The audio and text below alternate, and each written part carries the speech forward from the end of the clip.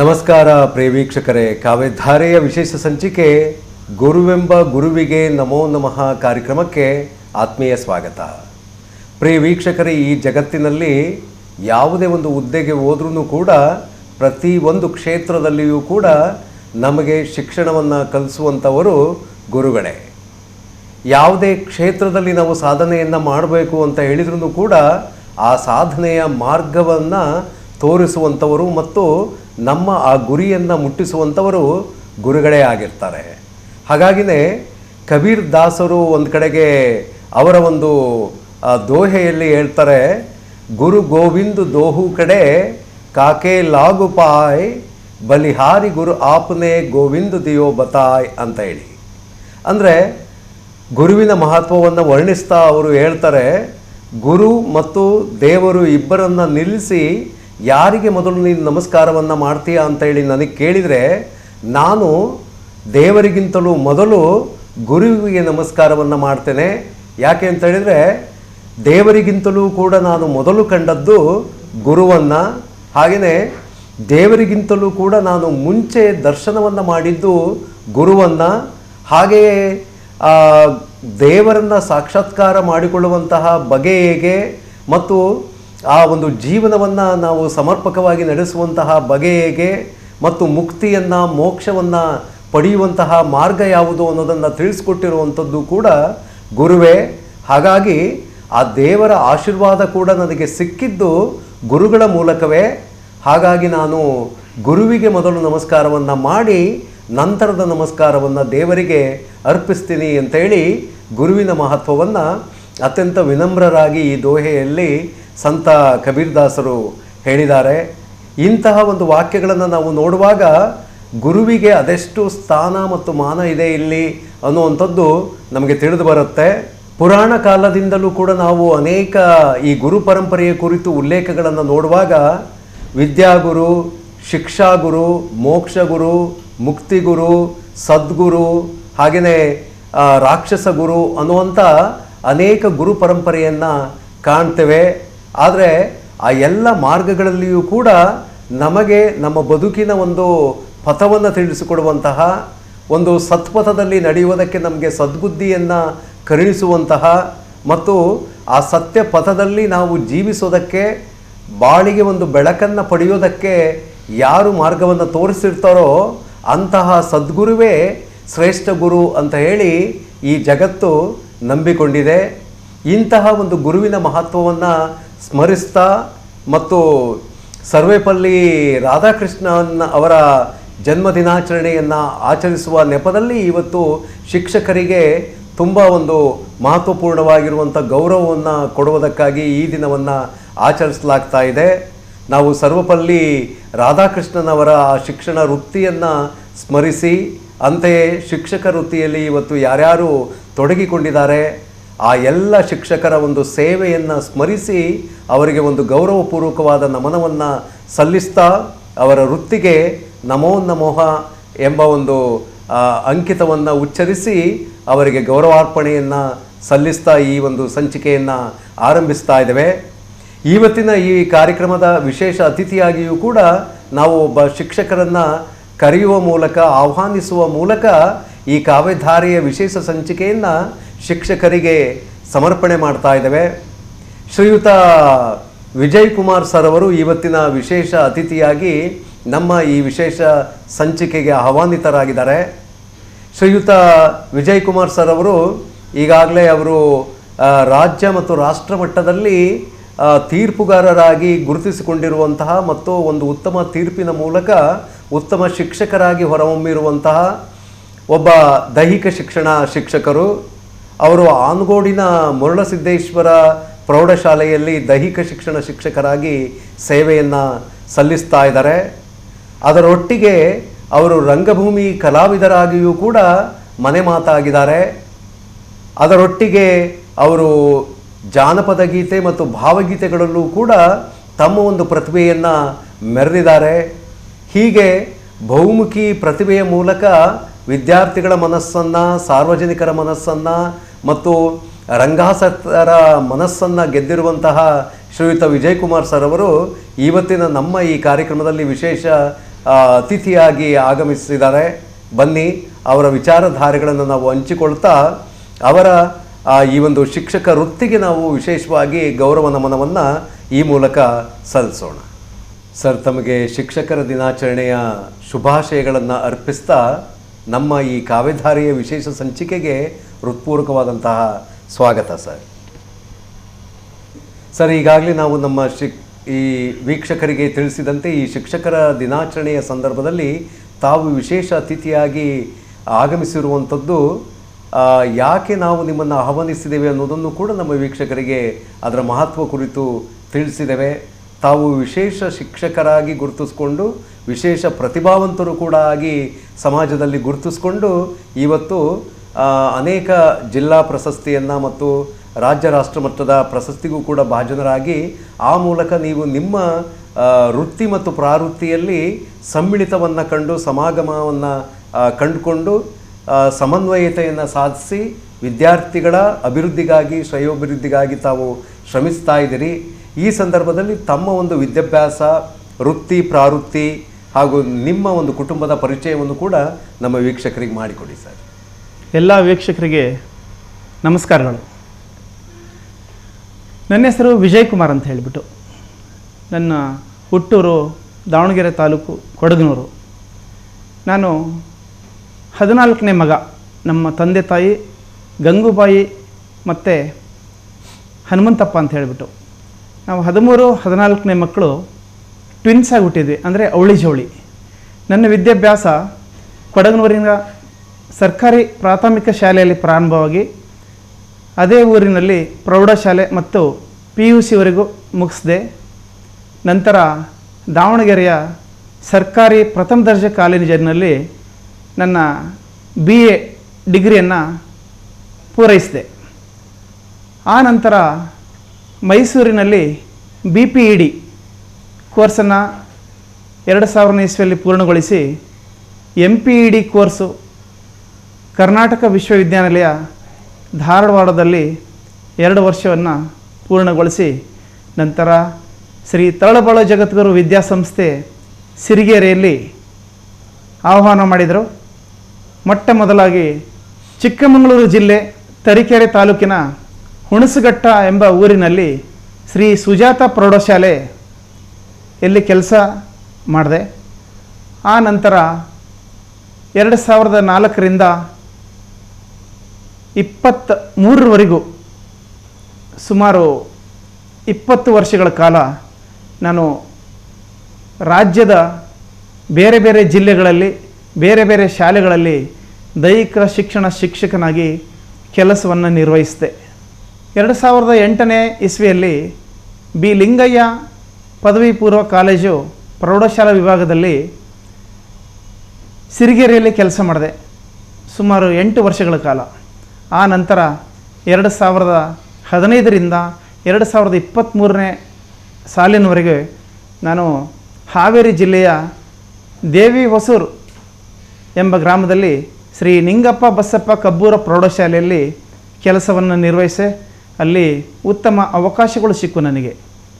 ಹಾವೇರಿ ಡಯಟ್ನಲ್ಲಿ ಸಂಪನ್ಮೂಲ ವ್ಯಕ್ತಿಯಾಗಿ ಸುಮಾರು 6 ವರ್ಷಗಳ ಕಾಲವನ್ನು ನನಗೆ ಅವಕಾಶ ಮಾಡಿಕೊಟ್ರಲ್ಲಿ. ಆ ನಂತರ 2018-19ನೇ ಸಾಲಿನಲ್ಲಿ ನನಗೆ ಜಿಲ್ಲಾ ಉತ್ತಮ ದೈಹಿಕ ಶಿಕ್ಷಣ ಶಿಕ್ಷಕ ಪ್ರಶಸ್ತಿ ಕೊಟ್ಟು ಗೌರವವನ್ನು ನೀಡಿದರು.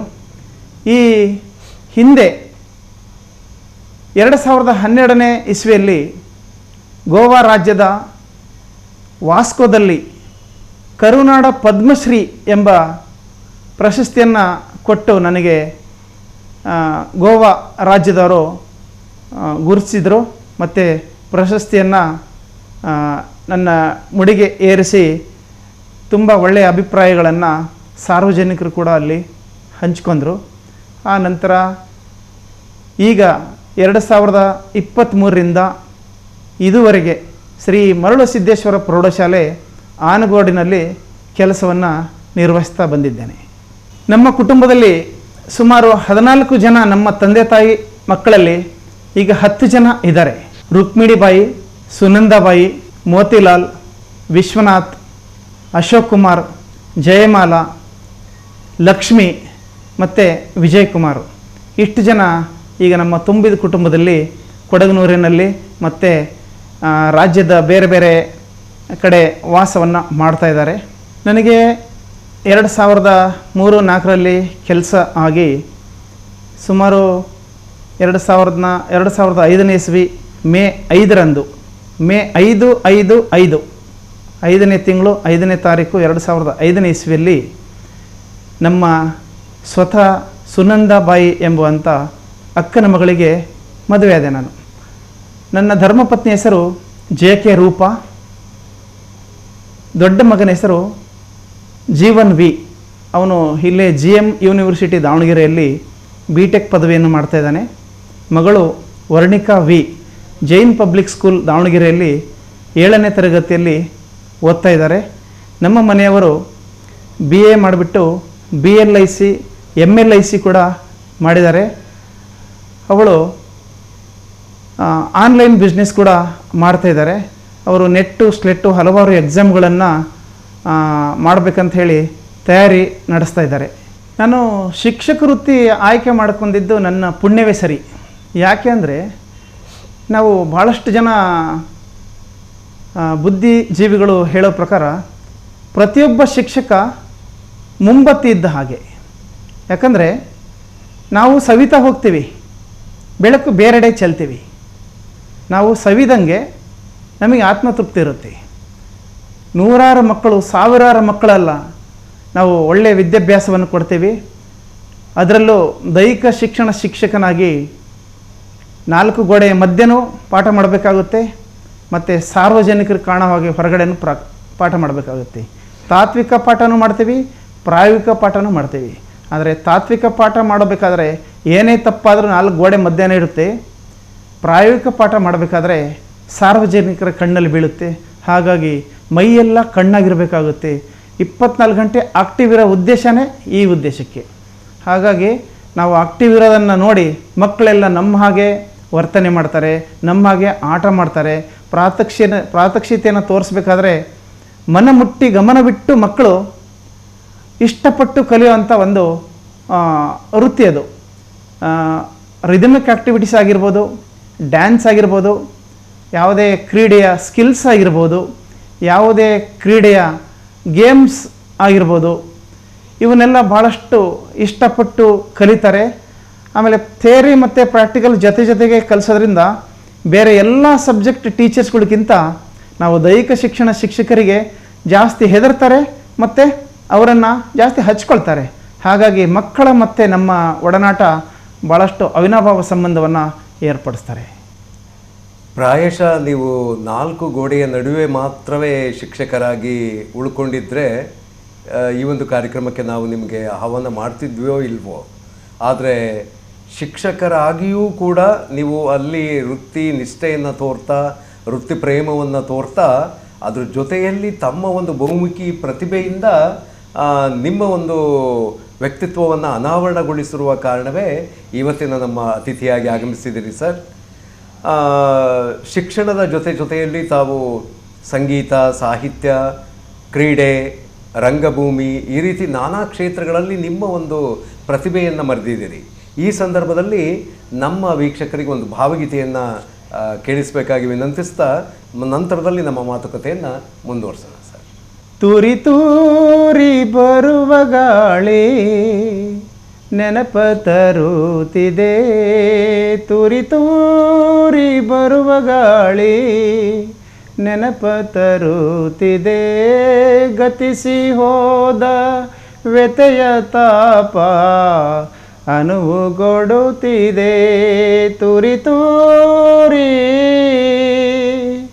ತೂರಿ ತೂರಿ ಬರುವ ಗಾಳಿ ನೆನಪ ತರುತ್ತಿದೆ, ಚಂದ್ರ ತಾರೆ ಮಿನುಗಿದೆ, ಕಪ್ಪು ಮುಗಿಲು ಬೆಳಗಿದೆ, ಚಂದ್ರ ತಾರೆ ಮಿನುಗಿದೆ, ಕಪ್ಪು ಮುಗಿಲು ಬೆಳಗಿದೆ, ಆದರೆ ಮೌನ ಜಗವೇ ಸೋತಿದೆ, ಸೋತು ಮಲಗಿದೆ, ಆದರೆ ಮೌನ ಮೌನ, ಜಗವೇ ಸೋತು ಮಲಗಿದೆ, ತೂರಿ ತೂರಿ ಬರುವ ಗಾಳಿ ನೆನಪ ತರುತ್ತಿದೆ.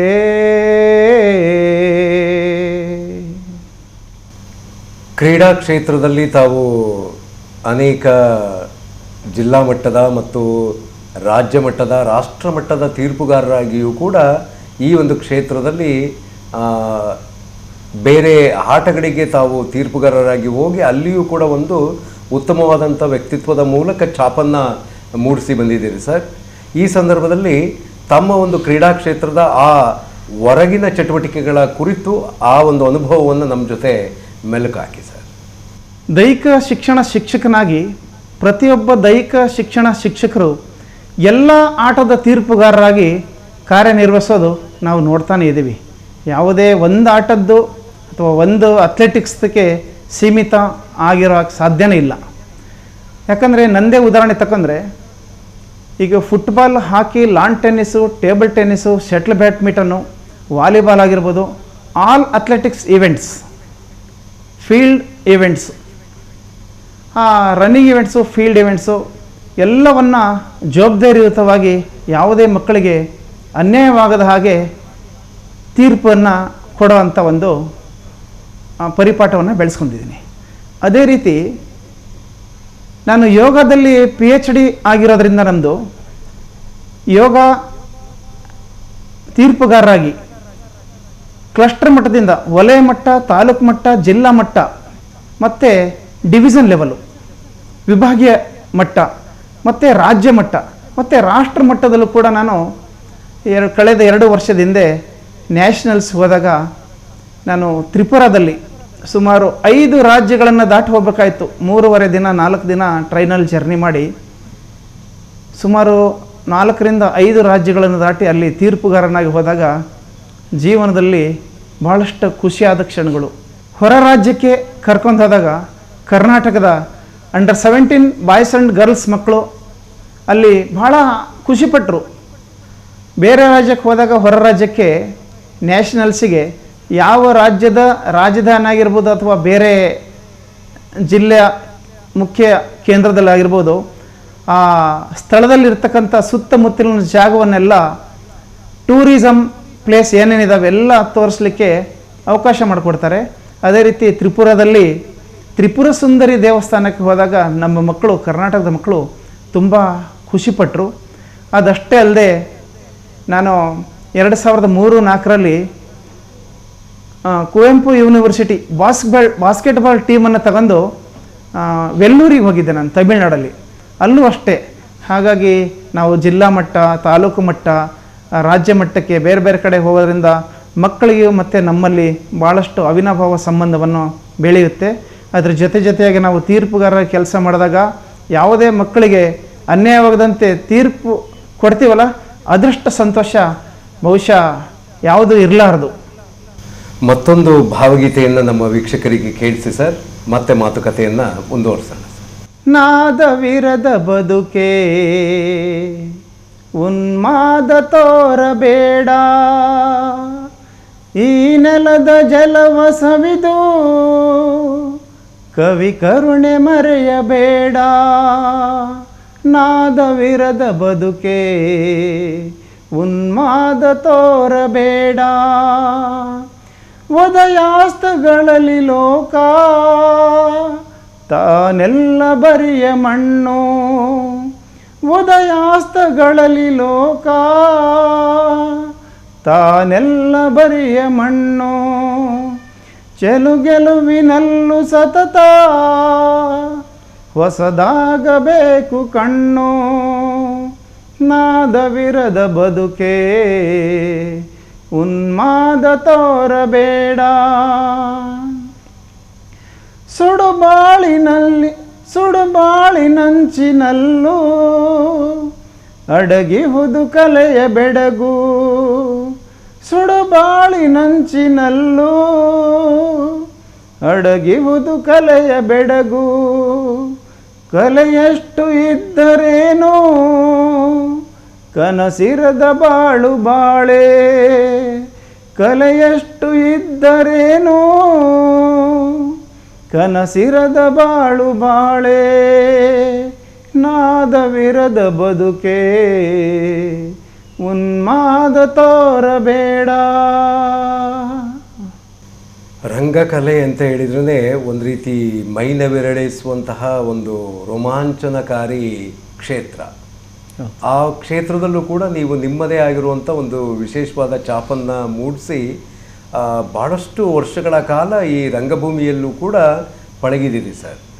ಆ ಕುರಿತು ಒಂದಷ್ಟು ನಮ್ಮ ವೀಕ್ಷಕರಿಗೆ ಈ ಒಂದು ರಂಗಭೂಮಿಯ ತಮ್ಮ ಸಾಧನೆಗಳ ವಿವರವನ್ನು ಮೆಲ್ಕಾಕಿ ಸರ್. ಸರ್, ಸಿರಿಗೆರೆ ಬೃಹನ್ ಮಠದ ಜಗದ್ಗುರುಗಳಾದಂತಹ ಡಾಕ್ಟರ್ ಶಿವಮೂರ್ತಿ ಶಿವಾಚಾರ್ಯ ಮಹಾಸ್ವಾಮಿಗಳವರ ಪಾದಾರವಿಂದಗಳಿಗೆ ಮೊದಲಿಗೆ ನಮನವನ್ನು ಹೇಳ್ತಾ 2005ರಲ್ಲಿ ಸಿರಿಗೆರೆಯಲ್ಲಿ ಸಿರಿಗೆರೆ ವಿದ್ಯಾಸಂಸ್ಥೆಯ ಶಾಲಾ ಮಕ್ಕಳಿಗೆ ಒಂದು ಶಿಬಿರ ಮಾಡಿದರು.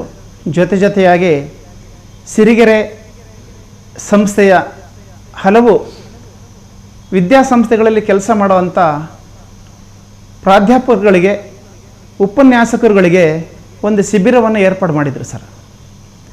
ಗುರುಗಳ ಉದ್ದೇಶ ಏನಾಗಿತ್ತು ಅಂದರೆ, ಪಾಠ ಮಾಡುವಂಥ ಪ್ರತಿಯೊಬ್ಬ ಶಿಕ್ಷಕ ರಂಗಕಲೆಯಲ್ಲಿ ಪರಿಣಿತನಾಗಬೇಕೆನ್ನು. ಯಾಕಂದರೆ ಡೆಮಾನ್ಸ್ಟ್ರೇಷನ್ ಇಲ್ಲದೆ ಏನೂ ಮಾಡಲಿಕ್ಕಾಗಲ್ಲ ಮಕ್ಕಳು. ಲ್ಯಾಂಗ್ವೇಜ್ ಆಗಿರಲಿ, ಬೇರೆ ಪೌರಾಣಿಕ ಸಂದರ್ಭಗಳು ಹೇಳೋದಾಗಲಿ, ನಟನೆ ಮೂಲಕ ಹೇಳಿದರೆ ಮಕ್ಕಳು ಭಾಳಷ್ಟು ಬೇಗ ವಿದ್ಯಾಭ್ಯಾಸದಲ್ಲಿ ಪರಿಣಿತರಾಗ್ತಾರೆಂಬುವಂಥ ಒಂದು ಮಹದಾಕಾಂಕ್ಷೆ ಅದು. ಗುರುಗಳ ಆಶಯದಂತೆ ವಿದ್ಯಾಸಂಸ್ಥೆಯಲ್ಲಿ ಒಂದು ರಂಗ ತರಬೇತಿ ಶಿಬಿರವನ್ನು ಏರ್ಪಡಿಸಿ ಮೊಟ್ಟ ಮೊದಲ ನಾಟಕವಾಗಿ ಹರಕೆಯ ಕುರಿ, ಚಂದ್ರಶೇಖರ್ ಕಂಬಾಳ ಅವರು ರಚಿಸಿದಂಥ ಹರಕೆಯ ಕುರಿ ನಾಟಕದಲ್ಲಿ ದಾನಪ್ಪನ ಪಾತ್ರವನ್ನು ಮಾಡಿದೆ. ಅಲ್ಲಿಂದ ನನ್ನ ನಾಟಕದಲ್ಲಿ ಹವ್ಯಾಸಿ ಕಲಾವಿದನಾಗಿ ಹೊರಹೊಮ್ಮಲಿಕ್ಕೆ ಸ್ವಲ್ಪ ಮಟ್ಟಿಗೆ ಅವಕಾಶ ಸಿಕ್ತು ಸರ್ ನನಗೆ.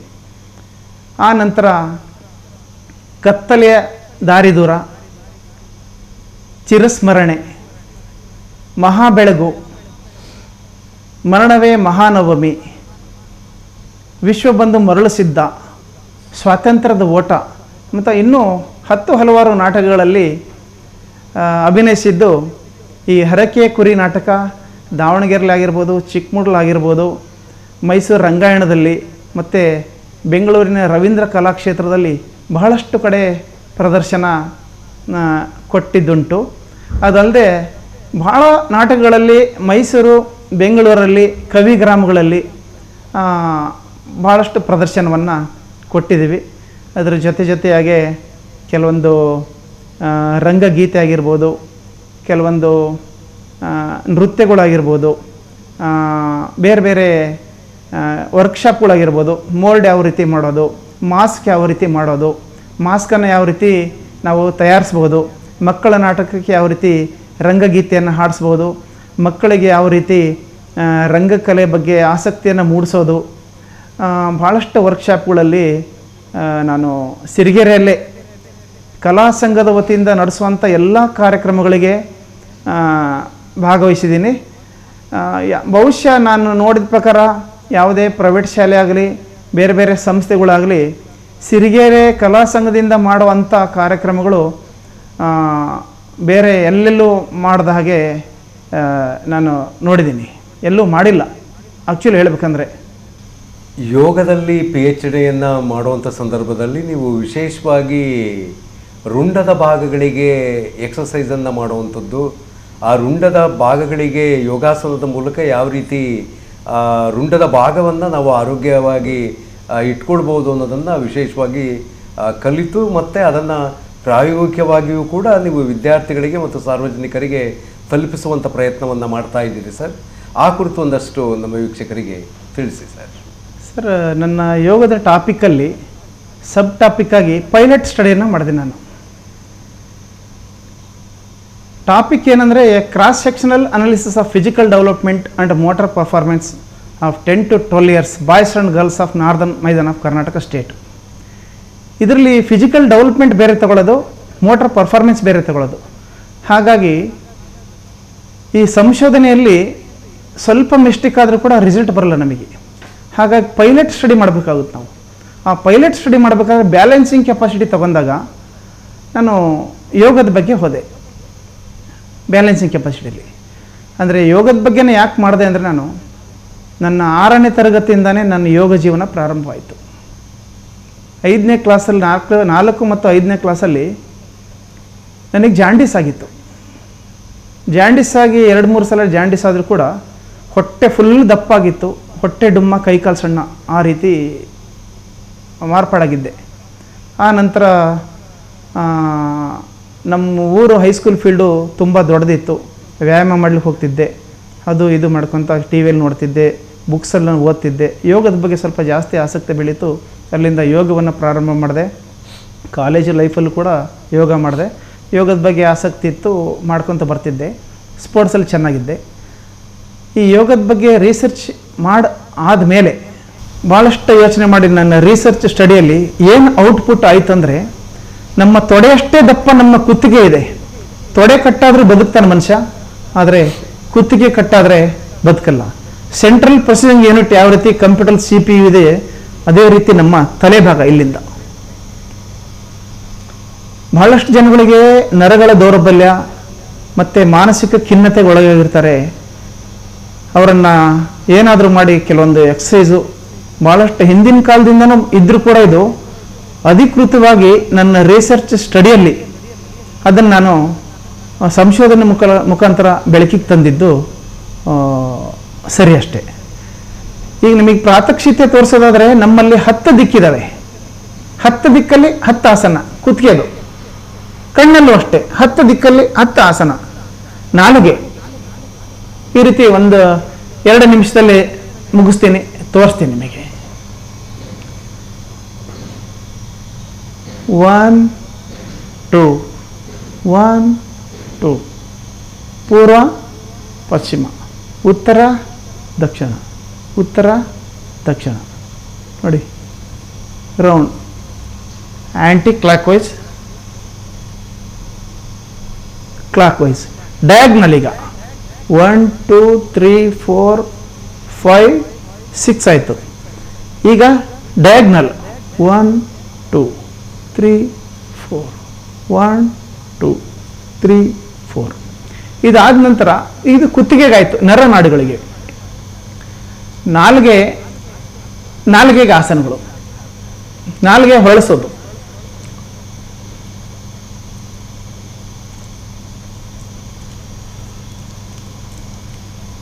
ನಾಲಿಗೆ ತುದಿಯನ್ನು ಮಡಿಸ್ಕೊಳ್ಳೋದು. ಬಹಳಷ್ಟು ಜನಕ್ಕೆ ಕಡಿಮೆ ಇದು ಬರೋದು.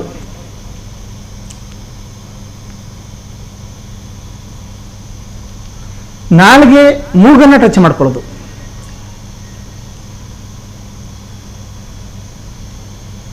ನಾಲಿಗೆ ಇಲ್ಲಿ ಟಚ್ ಮಾಡ್ಕೊಳ್ಳೋದು. ಅದಾದ ನಂತರ ನಾಲಿಗೆಯನ್ನು ವೈಬ್ರೇಷನ್ ಮಾಡೋದು.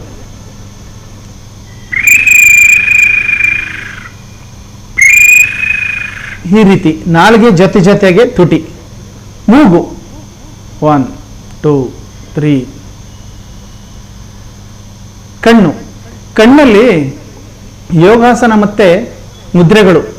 ಶಾಂಭವಿ ಮುದ್ರೆ ಅಂದರೆ ನಮ್ಮ 2 ಉಬ್ಬಿನ ಮಧ್ಯೆ ನೋಡೋದು, ಇದಕ್ಕೆ ಶಾಂಭವಿ ಮುದ್ರೆ ಅಂತೀವಿ.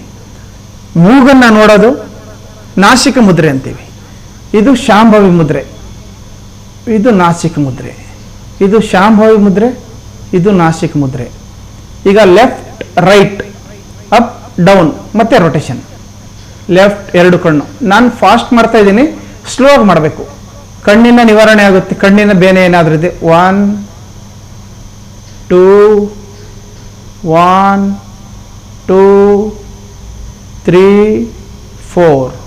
ಡಯಾಗ್ನಲ್ 3 4 5 6 7 8. 1 2 1 2. ಇದು ಕಣ್ಣಿಗಾಯಿತು. ಆನಂತರ ಉಬ್ಬು, ಎಷ್ಟು ಹೊತ್ತು ಉಬ್ಬು ಈ ರೀತಿ ಮಾಡ್ತಿರೋ ಅಷ್ಟು ಕಾನ್ಸಂಟ್ರೇಷನ್ ಪವರ್ ಜಾಸ್ತಿ ಆಗುತ್ತೆ. ಆದಷ್ಟು ನೀವು ಮಕ್ಕಳಲ್ಲಿ ಮಾಡಿದರೆ ಈ ರೀತಿ ಕಾನ್ಸಂಟ್ರೇಷನ್ ಪವರ್ ಜಾಸ್ತಿ ಆಗುತ್ತೆ. ಎಲ್ಲ ಗಮನ ಇಲ್ಲೇ ಇರುತ್ತೆ, ಎಲ್ಲ ಗಮನ ಇಲ್ಲೇ ಇರುತ್ತೆ. ಒಂದೇ ಒಂದು ಕಡೆ ಕೇಂದ್ರೀಕೃತ ಆಗೋದ್ರಿಂದ ಮಕ್ಕಳಿಗೆ ಕಾನ್ಸಂಟ್ರೇಷನ್ ಪವರ್ ಜಾಸ್ತಿ ಆಗುತ್ತೆ ಈ ರೀತಿ. ಆನಂತರ ನಿಧಾನವಾಗಿ ಪ್ರೆಸ್ ಮಾಡೋದು ಉಬ್ಬನ್ನು. ಭಾಳ ಸ್ಟ್ರೈನ್ ಆದಾಗ ಕಿವಿಯ ಕೆಳತುದಿಯಿಂದ ಮೇಲ್ತುದಿವರೆಗೆ ಪ್ರೆಸ್ಸಿಂಗ್ ಮಾಡ್ಕೊತ ಹೋದರೆ ಎಲ್ಲ ದಣಿವು ನಿವಾರಣೆ ಆಗುತ್ತೆ, ಎಲ್ಲ ದಣಿವು ನಿವಾರಣೆ ಆಗುತ್ತೆ. ಇದ್ರ ಜೊತೆಯಾಗಿ ಪ್ರಾಣಾಯಾಮದಲ್ಲಿ ಬರ್ತಕ್ಕಂಥ ಬಹಳಷ್ಟು ವಿಚಾರವನ್ನು ನಾನು ಪ್ರಾಕ್ಟಿಕಲಾಗಿ ಮಾಡಿ ತೋರಿಸ್ತೀನಿ. ಸಮಯ ಸಂದರ್ಭಗಳು ಬಂದಾಗ ನಾನು ಭಾಳಷ್ಟು ಯೋಗ ಶಿಬಿರಗಳನ್ನು ಮಾಡಿದ್ದೀನಿ. ದಾವಣಗೆರೆ ನಾರ್ತಲ್ಲಿ ಎಲ್ಲ ದೈಹಿಕ ಶಿಕ್ಷಣ ಶಿಕ್ಷಕರುಗಳಿಗೆ ಜೂನ್ ತಿಂಗಳಲ್ಲಿ ನಡೆಯುವಂಥ ಅಂತಾರಾಷ್ಟ್ರೀಯ ಯೋಗ ದಿನಾಚರಣೆಗೆ ಭಾಳಷ್ಟು ಜನಕ್ಕೆ ಟ್ರೈನಿಂಗ್ ಕೊಟ್ಟಿದ್ದೀನಿ. ಯಾವ್ಯಾವ ಆಸನ ಮಾಡಬೇಕು, ಪ್ರಾಣಾಯಾಮಗಳು ಯಾವ ಮಾಡಬೇಕು, ಮತ್ತು ದಿನನಿತ್ಯದ ಬದುಕಿನಲ್ಲಿ ಒತ್ತಡದ ಜೀವನದಲ್ಲಿ ಗಂಡ ಹೆಂಡತಿ ಇಬ್ಬರು ಕೂಡ ಜಾಬಲ್ಲಿದ್ದು ಲವಲವಿಕೆಯಿಂದ ಕೆಲಸ ಮಾಡಲಿಕ್ಕೆ ಆಗಲ್ಲ ಏನೋ ಯೋಚನೆಯಲ್ಲಿ. ಬೆಳಿಗ್ಗೆ ಎದ್ದ ತಕ್ಷಣ ಯಾವ ಆಸನಗಳು ಮಾಡಬೇಕು, ಆಮೇಲೆ ಸಂಜೆ ಯಾವ ಆಸನಗಳು ಮಾಡಬೇಕು, ಸ್ಟ್ರೆಸ್ಸಿಂದ ಯಾವ ರೀತಿ ಹೊರಗೆ ಬರಬೇಕು ಅನ್ನೋವಂಥ ಎಲ್ಲ ವಿಚಾರಧಾರೆಗಳನ್ನು ನಾನು ತಿಳಿಸ್ಕೊಟ್ಟಿದ್ದೀನಿ. ಒಂದು ಜಾನಪದ ಗೀತೆ ಕೇಳಿಸಿ ಸರ್. ಚುಕ್ಕಿ ಉಂಗ್ರಕ್ಕ ನಾರಿ ಮನಸ್ಸಿಟ್ಟಳು, ಓ ಬೆಳ್ಳಿ ಉಂಗ್ರಕ್ಕ ನಾರಿ ಮನಸ್ಸಿಟ್ಟಳು, ಚುಕ್ಕಿ ಉಂಗ್ರಕ್ಕ ನಾರಿ ಮನಸ್ಸಿಟ್ಟಳು, ಓ ಬೆಳ್ಳಿ ಉಂಗ್ರಕ್ಕ ನಾರಿ ಮನಸ್ಸಿಟ್ಟಳು. ಎಲ್ಲೋ ಜೋಗಪ್ಪ ನಿನ್ನರಮಾನೆ, ಎಲ್ಲೋ ಜೋಗಪ್ಪ ನಿಂತಳಮಾನೆ, ಎಲ್ಲೋ ಜೋಗಪ್ಪ ನಿನ್ನರಮಾನೆ, ಎಲ್ಲೋ ಜೋಗಪ್ಪ ನಿಂತಳಮಾನೆ. ಉಳ್ಳಿಯ ಹೊಲವ ಬಿಟ್ಟು ಒಳ್ಳೆ ಗಂಡನ ಬಿಟ್ಟು, ಉಳ್ಳಿಯ ಹೊಲವ ಬಿಟ್ಟು ಒಳ್ಳೆ ಗಂಡನ ಬಿಟ್ಟು, ತಿರುಗಾಡೋ ಜೋಗಿ ಕೂಡೆ ಬರಬಹುದೇ ಹೆಣ್ಣೆ, ತಿರುಗಾಡೋ ಜೋಗಿ ಕೂಡೆ ಬರಬಹುದೇ, ತಿರುಗಾಡೋ ಜೋಗಿ ಕೂಡೆ ಬರಬಹುದೇ. ಎಲ್ಲೋ ಜೋಗಪ್ಪ ನಿನ್ನರಮಾನೆ, ಎಲ್ಲೋ ಜೋಗಪ್ಪ ನಿಂತಳಮಾನೆ, ಎಲ್ಲೋ ಜೋಗಪ್ಪ ನಿನ್ನರಮಾನೆ. ಬೆಟ್ಟವ ಹತ್ತಬೇಕು, ಬೆಟ್ಟವ ಇಳಿಯಬೇಕು, ಬೆಟ್ಟವ ಹತ್ತಬೇಕು, ಬೆಟ್ಟವ ಇಳಿಯಬೇಕು, ಅಲ್ಲಿದೆ ಕಣೆ ನನ್ನರಮಾನೆ, ಅಲ್ಲಿದೆ ಕಣೆ ನನ್ನರಮಾನೆ, ಅಲ್ಲಿದೆ ಕಣೆ ನನ್ನರಮಾನೆ. ಎಲ್ಲೋ ಜೋಗಪ್ಪ ನಿನ್ನರಮಾನೆ, ಎಲ್ಲೋ ಜೋಗಪ್ಪ ನಿಂತಳಮಾನೆ, ಎಲ್ಲೋ ಜೋಗಪ್ಪ ನಿನ್ನರಮಾನೆ, ಎಲ್ಲೋ ಜೋಗಪ್ಪ ನಿಂತಳಮಾನೆ. ಕೊನೆಯದಾಗಿ ಇವತ್ತು ವಿಶೇಷವಾಗಿ ಶಿಕ್ಷಕರ ದಿನಾಚರಣೆಯ ಒಂದು ವಿಶೇಷ ಸಂಚಿಕೆ ಆಗಿರೋದ್ರಿಂದ ಈ ಒಂದು ಶಿಕ್ಷಕ ದಿನಾಚರಣೆಯ ಸಂದೇಶವನ್ನು ತಾವು ತಿಳಿಸ್ಬೇಕಾಗಿ ವಿನಂತಿಸ್ತಾ ಇದ್ದೀವಿ ಸರ್. ಶಿಕ್ಷಕ ವೃತ್ತಿ ಅತ್ಯಂತ ಪವಿತ್ರವಾದ ವೃತ್ತಿ. ಆ ವೃತ್ತಿಗೆ ನಾವು ತುಚು ಬರದಂತೆ ನೋಡ್ಕೋಬೇಕು, ಕಾಪಾಡ್ಕೋಬೇಕು, ಗೌರವದಿಂದ ನಡ್ಕೋಬೇಕು. ಮುಖ್ಯವಾಗಿ ಸಮಾಜದಲ್ಲಿ ಶಿಕ್ಷಕನಿಗೆ ಗುರುತಿಸೋಷ್ಟು ಬೇರೆ ಯಾರಿಗೂ ಗುರುತಿಸಲ್ಲ. ಒಂದು ಶಾಲೆ ಅಥವಾ ಹಳ್ಳಿ ಅಥವಾ ರಸ್ತೆ ಮೇಲೆ ಯಾವುದೇ ಒಂದು ಊರಾಗಲಿ ಒಂದು ಪಟ್ಟಣ ಆಗಲಿ ಒಬ್ಬರು IAS ಆಫೀಸರು ಒಬ್ಬ ಶಿಕ್ಷಕ ಏನಾದ್ರು ಹೋಗ್ತಾ ಇದ್ದರೆ IAS ಆಫೀಸರಿಗೆ ಗುರುತಿಸಲ್ಲ, ಅವರು ನಮ್ಮ ಶಿಕ್ಷಕರು ಅಂತ ಗುರುತಿಸ್ತಾರೆ. ಹಾಗಾಗಿ ನಮ್ಮ ದೇಶದಲ್ಲಿ ಅತ್ಯಂತ ದೊಡ್ಡ ಹುದ್ದೆ ಮತ್ತು ಪದವಿ IAS ಇಂಡಿಯನ್ ಅಡ್ಮಿನಿಸ್ಟ್ರೇಟಿವ್ ಆಫೀಸರ್ ಆಗಿದ್ದರೂ ಕೂಡ ಶಿಕ್ಷಕ ವೃತ್ತಿ ಮುಂದೆ ಅದು ಗೌಣ ಆಗುತ್ತೆ. ಹಾಗಾಗಿ ಶಿಕ್ಷಕರಿಗೆ ನಾನು ಒಂದು ಕೇಳ್ಕೊಳ್ಳೋದೇನೆಂದರೆ, ನಮ್ಮ ವೃತ್ತಿ ಗೌರವ ಅತ್ಯಂತ ಪ್ರಮುಖವಾದದ್ದು ಮತ್ತು ಅತ್ಯಂತ ಹೆಚ್ಚು ಪ್ರಾಮುಖ್ಯತೆಯನ್ನು ಕೊಡಬೇಕು. ಮಕ್ಕಳಿಂದ ನಾವು, ನಮ್ಮಿಂದ ಮಕ್ಕಳು ಅಲ್ಲ ಅನ್ನೋ ಒಂದು ಸದ್ಭಾವನೆಯನ್ನು ಹೊಂದಿ ಶಿಕ್ಷಕ ವೃತ್ತಿಗೆ ಗೌರವವನ್ನು ಸಲ್ಲಿಸಿ ಸಮಾಜದಲ್ಲಿ ಎಂಥ ಕೆಟ್ಟ ಪರಿಸ್ಥಿತಿ ಇದ್ದರೂ ಕೂಡ ಅದನ್ನು ತಿರುಗಿಸೋವಂಥ ದಿಕ್ಕನ್ನು ಬದಲಿಸುವಂಥ ಒಂದು ಸಾಮರ್ಥ್ಯ ಇರೋದು ಒಬ್ಬ ಗುರುವಿಗೆ ಮಾತ್ರ. ಸಮಾಜದಲ್ಲಿ ಗುರುವಿಗೆ ಇದ್ದಷ್ಟು ಮಹತ್ವ ಯಾರಿಗೂ ಇರಲಾರ್ದು. ಗುರುವಿಗೆ ನಮನವನ್ನು ಸಲ್ಲಿಸ್ತಾ ನನ್ನಿಂದ 4 ಜನಕ್ಕೆ ಒಳ್ಳೆಯದು ಆಗುತ್ತೆ ಅನ್ನೋ ಒಂದು ಸದ್ಭಾವನೆಯನ್ನು ಇಟ್ಟು ನನ್ನ ಗುರುವಿಗೂ ಮತ್ತು ಜಗದ್ಗುರುಳಿಗೂ ನಮಸ್ತೆಯನ್ನು ತಿಳಿಸ್ತೇನೆ. ಒಳ್ಳೆಯದು ಸರ್. ಇದುವರೆಗೂ ಕೂಡ ಭಾಳಷ್ಟು ವಿಚಾರಗಳನ್ನು ನಮ್ಮ ಜೊತೆ ಹಂಚಿಕೊಂಡು ಆ ಮೂಲಕ ಒಂದು ನಿಮ್ಮ ವೃತ್ತಿ ಪಾವಿತ್ರತೆ ಮತ್ತು ವೃತ್ತಿ ಗೌರವವನ್ನು ತಾವು ತಮ್ಮ ಮಾತುಗಳಲ್ಲಿ ವ್ಯಕ್ತಪಡಿಸಿದಿರಿ. ಅಂತೆಯೇ ನಿಮ್ಮ ಒಂದು ಪ್ರತಿಭೆಯ ಸೊಗಡನ್ನು ಕೂಡ ನಿಮ್ಮ ಮಾತುಕತೆ ಮತ್ತು ಆ ಶೈಲಿಯಲ್ಲಿ ಆ ವ್ಯಕ್ತಿತ್ವವನ್ನು ತಾವು ತೋರ್ಪಡಿಸುವಂಥ ಆ ಒಂದು ದಿಸೆಯಲ್ಲಿ ಉತ್ತಮವಾದ ಸಜ್ಜನಿಕೆಯ ನುಡಿಗಳನ್ನು ಆಡಿದಿರಿ. ಇಂತಹ ಒಂದು ನಿಮ್ಮ ಬಹುಮುಖಿ ವ್ಯಕ್ತಿತ್ವದಿಂದಲೇ ನೀವು ಇವತ್ತು ಉತ್ತಮ ಶಿಕ್ಷಕರಾಗಿ ಸಮಾಜದಲ್ಲಿ ಉತ್ತಮವಾದ ಹೆಸರನ್ನು ಗಳಿಸಿದಿರಿ. ಒಬ್ಬ ಶಿಕ್ಷಕ ಕೇವಲ ಬರೀ ಶಿಕ್ಷಕನಾಗಿ ಇಲ್ಲದೇ ಒಬ್ಬ ಬಹುಮುಖಿ ಪ್ರತಿಭೆಯನ್ನು ಹೊಂದಿದ್ದು, ಕಲಾಸಕ್ತಿಯನ್ನು ಹೊಂದಿದ್ದು, ಸಾಹಿತ್ಯ, ಸಂಗೀತ ಅಥವಾ ಇತರೆ ಕ್ಷೇತ್ರಗಳಲ್ಲಿ ಅಭಿರುಚಿಯನ್ನು ಹೊಂದಿದ್ರೆ ಆತ ವಿದ್ಯಾರ್ಥಿಗಳನ್ನು ಸುಲಭವಾಗಿ ಮನಸ್ಸನ್ನು ಗೆದ್ದು ಅವರಿಗೆ ಉತ್ತಮ ವ್ಯಕ್ತಿತ್ವದ ಕಡೆಗೆ ಮುನ್ನಡೆಸುವಂಥ ಸದ್ಗುರುವಾಗಿ ಆತ ಮಾರ್ಪಡಬಲ್ಲ. ಆ ಹಿನ್ನೆಲೆಯಲ್ಲಿ ಇಂಥ ಒಂದು ವಿಚಾರ ಧಾರೆಗಳನ್ನು ತಾವು ಹೊಂದಿ ಸದ್ಗುರುವಿನ ರೂಪದಲ್ಲಿ ವಿದ್ಯಾರ್ಥಿಗಳಿಗೆ ತಾವು ಮಾರ್ಗದರ್ಶನವನ್ನು ನೀಡ್ತಾ ಇದ್ದೀರಿ. ಇಂತಹ ಒಂದು ವಿಶೇಷ ಆ ಕಲಾಸಕ್ತಿ ಉಳ್ಳಂತಹ ಶಿಕ್ಷಕರು ವಿದ್ಯಾರ್ಥಿಗಳಿಗೆ ಸುಲಭವಾಗಿ ಪ್ರೇರಣೆಯನ್ನು ನೀಡಿ ಸ್ಫೂರ್ತಿಯನ್ನು ತುಂಬಿ ಅವರನ್ನು ಸತ್ಪಥದಲ್ಲಿ ನಡೆಸ್ತಾರೆ. ಆ ಹಿನ್ನೆಲೆಯಲ್ಲಿ ತಮ್ಮ ವ್ಯಕ್ತಿತ್ವದ ಒಂದು ಛಾಪು ಅದು ಚಿರಕಾಲವಾಗಿ ಇಲ್ಲಿ ಶಿಕ್ಷಣ ಕ್ಷೇತ್ರದಲ್ಲೂ ಮತ್ತು ಸಾರ್ವಜನಿಕ ಕ್ಷೇತ್ರದಲ್ಲೂ ಉಳಿಯಲಿ ಅನ್ನುವಂಥ ಆಶಯವನ್ನು ವ್ಯಕ್ತಪಡಿಸ್ತಾ ಈ ಕಾರ್ಯಕ್ರಮದ ವಿಶೇಷ ಅತಿಥಿಯಾಗಿ ತಾವು ಆಗಮಿಸಿ ಇದುವರೆಗೂ ಕೂಡ ನಮ್ಮ ವೀಕ್ಷಕರ ಜೊತೆ ನಮ್ಮೊಡನೆ ತಮ್ಮ ಅನುಭವದ ನುಡಿಗಳನ್ನು ಹಂಚಿಕೊಂಡಿದ್ದಕ್ಕಾಗಿ ವಂದನೆಯನ್ನು ಅರ್ಪಿಸ್ತಾ ಮತ್ತೊಮ್ಮೆ ಶಿಕ್ಷಕರ ದಿನಾಚರಣೆಯ ಶುಭಾಶಯಗಳನ್ನು ತಮಗೆ ಅರ್ಪಿಸ್ತಾ ಈ ಒಂದು ಪುಸ್ತಕವನ್ನು ತಮಗೆ ಕಾಣಿಕೆ ನೀಡುವುದರ ಮೂಲಕ ಮತ್ತೊಮ್ಮೆ ಅಭಿನಂದನೆಗಳು ಸರ್. Thank you sir. ಈ ಶಿಕ್ಷಕರ ದಿನಾಚರಣೆ ಅಂಗವಾಗಿ ನನ್ನನ್ನು ಇಲ್ಲಿ ಗುರುತಿಸ್ಬಿಟ್ಟು ಇಲ್ಲಿ ಕರೆಸಿ ನನ್ನನ್ನು ಎರಡು ಮಾತಾಡಲಿಕ್ಕೆ ಅವಕಾಶ ಮಾಡಿಕೊಟ್ಟಂತಹ ನಿರ್ದೇಶಕರಾದಂಥ ಚಿದಾನಂದ ಸರ್ ಅವರಿಗೆ ನಮನವನ್ನು ಸಲ್ಲಿಸಿ, ಗಂಗಾಧರ ನಿಟ್ಟೂರ್ ಸರ್ ಅವರಿಗೂ ಕೂಡ ನನ್ನ ನಮನವನ್ನು ಸಲ್ಲಿಸಿ, ಶಿಕ್ಷಕ ವೃಂದಕ್ಕೆ ಶಿಕ್ಷಕರ ದಿನಾಚರಣೆ ಶುಭಾಶಯಗಳನ್ನು ಹೇಳ್ತಾ ನನ್ನ ಎರಡು ಮಾತನ್ನು ಮುಗಿಸ್ತೀನಿ. ನೋಡಿರಲ್ಲ ಪ್ರಿಯ ವೀಕ್ಷಕರೇ, ಇವತ್ತಿನ ಈ ವಿಶೇಷ ಸಂಚಿಕೆಯ ವಿಶೇಷ ಅತಿಥಿಯಾಗಿ ಆಗಮಿಸಿದಂತಹ ಶ್ರೀಯುತ ವಿಜಯ್ ಕುಮಾರ್ ಸರ್ ಅವರು ತಮ್ಮ ಒಂದು ಅನುಭವದ ನುಡಿಗಳನ್ನು ಹಂಚಿಕೊಳ್ಳುವ ಜೊತೆಯಲ್ಲಿ ಅವರು ಒಬ್ಬ ಉತ್ತಮ ಶಿಕ್ಷಕನ ವ್ಯಕ್ತಿತ್ವ ಹೇಗಿರಬೇಕು ಅನ್ನೋದಕ್ಕೂ ಕೂಡ ಸಾಕ್ಷಿಯಾಗಿ ತಮ್ಮ ನುಡಿಗಳಲ್ಲಿ ಅವರ ವ್ಯಕ್ತಿತ್ವವನ್ನು ಮೆರೆದಿದ್ದಾರೆ. ಇಂತಹ ಅನೇಕ ಬಹುಮುಖಿ ವ್ಯಕ್ತಿತ್ವದ ಸಜ್ಜನರು ನಮ್ಮ ನಡುವೆ ಇದ್ದಾರೆ. ಯಾವುದೇ ಒಂದು ಸಾಹಿತ್ಯ ಆಗಿರ್ಬೋದು, ಸಂಗೀತ ಅಥವಾ ಕ್ರೀಡಾ ಕ್ಷೇತ್ರ, ಸಮಾಜ ಸೇವೆ ಅಥವಾ ಇನ್ನಿತರೆ ಯಾವುದೇ ಕ್ಷೇತ್ರ ಆಗಿರ್ಬೋದು, ಅಲ್ಲಿ ಅವರು ತಮ್ಮ ಒಂದು ಆ ಪ್ರತಿಭೆಯನ್ನು ಸಮಾಜಮುಖಿಯಾಗಿ ಮತ್ತು ಆತ್ಮಗೌರವದ ಪ್ರತೀಕವಾಗಿ ಮತ್ತು ಆತ್ಮತೃಪ್ತಿಯ ಪ್ರತೀಕವಾಗಿ ಅವರು ಬಳಸ್ಕೊಳ್ತಾ ಸಾಕ್ತಾ ಇದ್ದಾರೆ. ಆದರೆ ಎಲ್ಲೋ ಒಂದು ಕಡೆಗೆ ಅವರು ತೆರೆಮರೆಯಲ್ಲಿ ತಮ್ಮ ಆತ್ಮತೃಪ್ತಿಗಾಗಿಯೇ ಸೀಮಿತವಾಗಿ ತಾವು ಆ ಒಂದು ತೃಪ್ತಿಯನ್ನು ಕಂಡುಕೊಳ್ತಾ ಆ ಪ್ರತಿಭೆ ಮೂಲಕ ಇತರರ ಬಾಳನ್ನು ಬೆಳಗ್ತಾ ಇರ್ತಾರೆ. ಅಂಥವರನ್ನು ಗುರುತಿಸಿ ಒಂದಷ್ಟು ಪ್ರೋತ್ಸಾಹಿಸುವ ಮೂಲಕ ಮುಖ್ಯವಾಹಿನಿಗೆ ತಂದಲ್ಲಿ ಮತ್ತಷ್ಟು ಜನಗಳಿಗೆ ಅವರು ಬೆಳಕಾಗಬಲ್ಲರು. ಆ ಹಿನ್ನೆಲೆಯಲ್ಲಿ ಕಾವ್ಯಧಾರೆ 2007ರಿಂದ ಈವರೆಗೂ ಕೂಡ ಅನೇಕ ಎಲ್ಲ ಕ್ಷೇತ್ರದಲ್ಲಿಯೂ ಕೂಡ ಸಾಧನೆಯನ್ನು ಮಾಡ್ತಾ ಇರ್ತಕ್ಕಂಥ ಸದ್ದಿಲ್ಲದ ಸಾಧಕರುಗಳನ್ನು ಗುರುತಿಸಿ ಪ್ರೋತ್ಸಾಹಿಸುವಂಥ ಮತ್ತು ವೇದಿಕೆಯನ್ನು ಹಂಚಿಕೊಳ್ಳುವಂಥ ಪ್ರಯತ್ನವನ್ನು ಮಾಡ್ತಾ ಸಾಗ್ತಾ ಇದೆ.